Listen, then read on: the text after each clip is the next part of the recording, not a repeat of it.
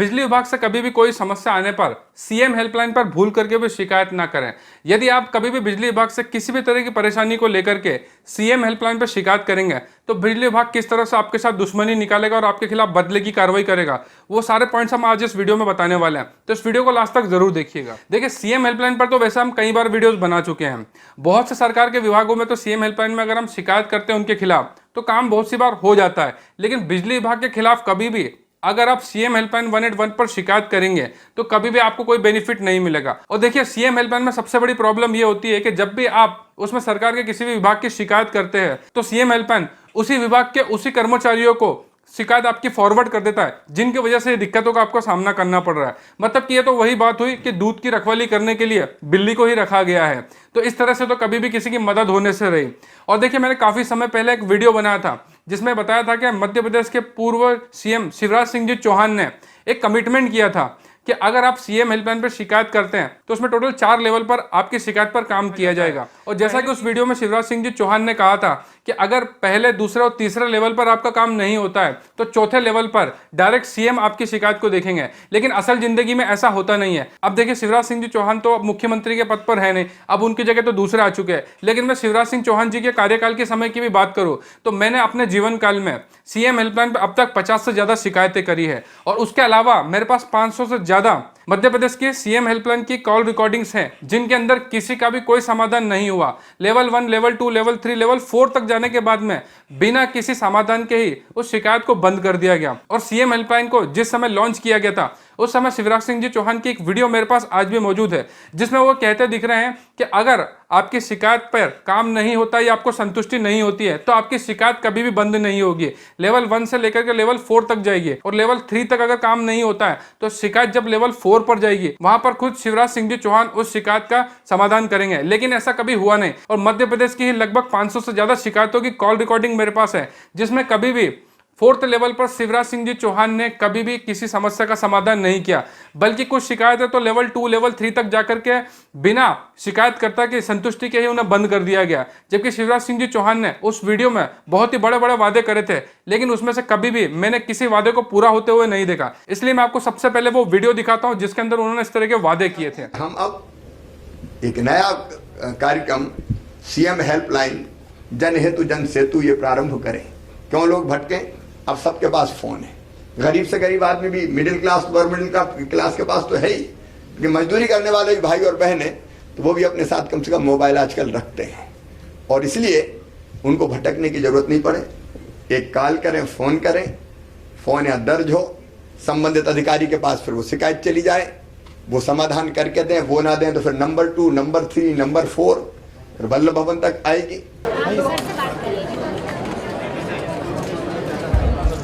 Hello, Shivraj Singh Chauhan होगा ना? क्या नाम है आपका? अभिषेक जी। आपकी शिकायत क्या है? अरे मैडम को देखो, दब ना जाए। अरुण भाई। और वो प्रक्रिया हमने ऐसी बनाने की कोशिश की है कि जिसमें समाधान ना हो इसकी गुंजाइश नहीं।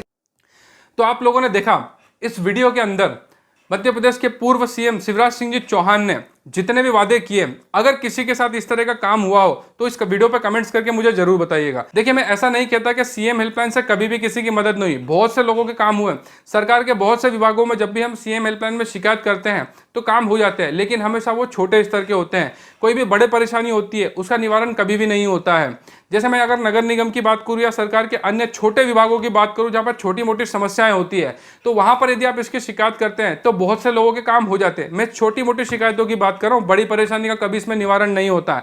और स्पेशली अगर आप बिजली विभाग की शिकायत करेंगे ज्यादा राशि की बिलों के या झूठे बिजली चोरी के केस के, तो आधे से ज्यादा आपकी शिकायतें ही लेने से मना कर दी जाएगी। और अगर कोई शिकायत ले भी ली जाएगी जैसे कि ज्यादा राशि के बिलों को लेकर के या किसी गलत चालान को लेकर के, तो सीएम हेल्पलाइन उन्हीं अधिकारियों और कर्मचारियों के पास आपकी शिकायत को फॉरवर्ड करता है जिसकी वजह से आप परेशानी का सामना कर रहे हो, जिसके खिलाफ आपने शिकायत करी है। मतलब कि दूध की रखवाली करने के लिए बिल्ली को ही रखा गया है और वही बिल्ली फिर आपको परेशान करने वाली है। बहुत सी बार तो ऐसा होता है कि जब आप सीएम हेल्पलाइन पर शिकायत करते हैं तो वो शिकायत बंद करने की आपको धमकियां देते हैं। अगर आप उससे भी नहीं मानते हैं तो जिस चीज़ के लिए आपने शिकायत करी उससे संबंधित किसी और काम में वो आपको फंसा देते हैं और आपके खिलाफ कोई दूसरा ही केस बना दिया जाता है। फिर आप अपनी शिकायत को ही भूल जाते हैं कि हमने सीएम हेल्पलाइन पे इस तरह की कोई शिकायत करी थी।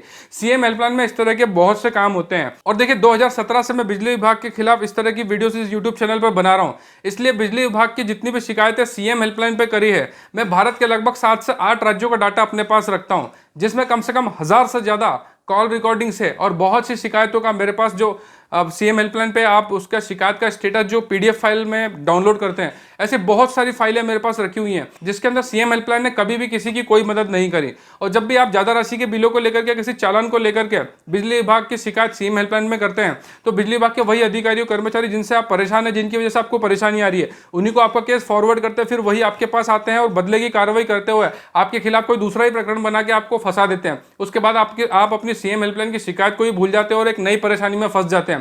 इस तरह की बहुत सी परेशानियों को हमने देखा है। देखिए सीएम हेल्पलाइन पे कभी भी आप शिकायत करते हैं, आपके बिना संतुष्टि के शिकायतों को बंद कर दिया जाता है या आपको डराया धमकाया जाता है, तो इसके लिए तुरंत आपको हाई कोर्ट में इसकी शिकायत करना चाहिए। देखिए सीएम हेल्पलाइन को जो सरकार ने बनाया है वो आम जनता की मदद करने के लिए बनाया है और सरकारी विभाग से आने वाली परेशानियों से निपटने के लिए डायरेक्टली आप सीएम को शिकायत कर सके, इसलिए इस तरह का सीएम का पोर्टल बनाया गया। लेकिन उससे जब भी किसी आम इंसान का फायदा नहीं होता है तो इसके लिए आपको हाई कोर्ट में जाना चाहिए। देखिए सीएम हेल्पलाइन में क्योंकि कॉल सेंटर होता है और इसमें भी बहुत सारे एम्प्लॉयज काम करते हैं, जिसका जो भी खर्चा होता है वो आपके दिए हुए टैक्स से ही होता है। जिस तरह से सरकार नीति निर्देशक तत्वों का इस्तेमाल करके किसी भी गरीब लोगों को या किसी भी योजना के अंतर्गत जो पैसे बांटती है वो सभी नीति निर्देशक तत्वों के अंतर्गत आते हैं। जैसे कि आपने देखा कि मध्य प्रदेश में जो अभी पहले चुनाव हुए थे विधानसभा के, उसमें आपने देखा था लाडली बहना जैसी योजना निकली थी। इस तरह की योजना में गरीब लोगों को या आम जनता को जो फायदा दिया जाता है ये सभी नीति निर्देशक तत्वों के अंतर्गत आते हैं, जिसमें कि सरकार के पास ऐसा अधिकार होते हैं कि आम जनता या गरीब लोगों को फायदे पहुंचाने के लिए वो इस तरह की योजना पर खर्चा कर सकती है। आपके ऊपर जो भी खर्चा किया जाता है और उसका बेनिफिट अगर आपको नहीं मिलता है तो इसके खिलाफ आपको कोर्ट में शिकायत करना चाहिए या PIL लगाना चाहिए।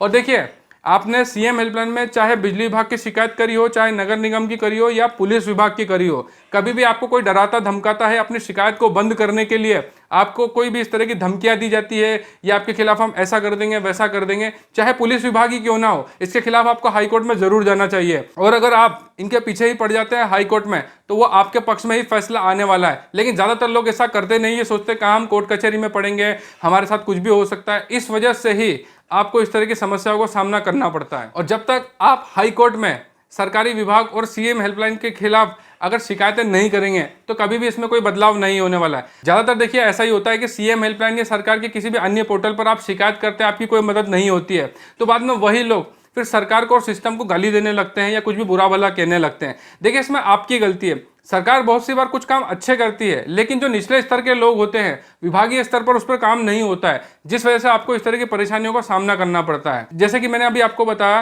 कि शिवराज सिंह चौहान जी ने सीएम हेल्पलाइन के जब उद्घाटन हुआ था उस समय जितने भी वादे किए थे, अब उन्होंने एक अच्छी सोच के हिसाब से किया था, लेकिन क्योंकि एक सीएम पूरे समय तो सीएम हेल्पलाइन की शिकायतों को देख नहीं सकता, उन्होंने एक अच्छे भाव से इसको इस तरह की सीएम हेल्पलाइन जैसी सर्विसेज को चालू किया। लेकिन उनकी भी एक गलती है कि उन्होंने इसके ऊपर कभी ध्यान नहीं दिया कि इसमें जो भी शिकायतें आ रही है क्या उस पर प्रॉपरली काम हो रहा है या नहीं हो रहा है, नहीं हो रहा है तो क्यों नहीं हो रहा है, और जिन लोगों का काम हो रहा है तो उनके बारे में भी जानकारी रखना चाहिए। लेकिन एक बार इस तरह की किसी भी कोई पोर्टल को बनाने के बाद में सरकार या कोई भी सीएम या कोई भी होता है वो कभी भी इसके ऊपर ध्यान नहीं देते हैं। अगर इसमें गलतियां हो रही है तो एक आम जनता का भी दायित्व बनता है। कभी भी ऐसा होता है कि सरकार के किसी भी पोर्टल से आपको कोई मदद नहीं मिलती है तो इसके खिलाफ आपको कोर्ट में जाना चाहिए, इसके खिलाफ PIL लगाना चाहिए।